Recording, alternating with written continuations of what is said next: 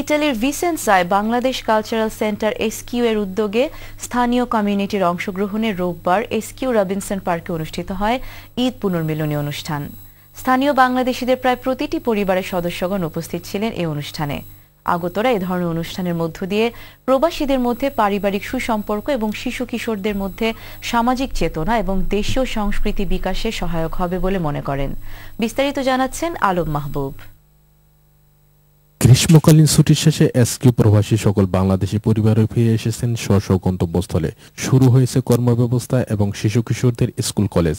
এসব ব্যস্ততার মাঝেও মুসলিম কমিউনিটির অন্যতম উৎসব পবিত্র ঈদের আমেজ ও আনন্দ শেষ হয়নি এখনো।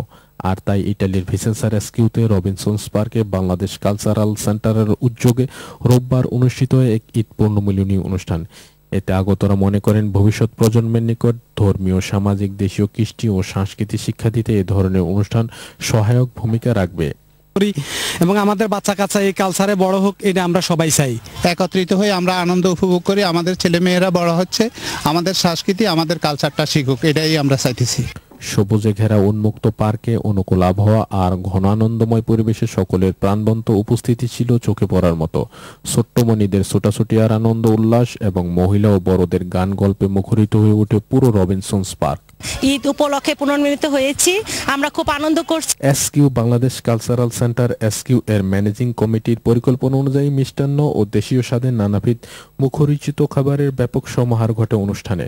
এসব খাবার ছোট বড় সকলকে অধীর আগ্রহ তৃপ্তি সহকারে উপভোগ করতে দেখা গেছে।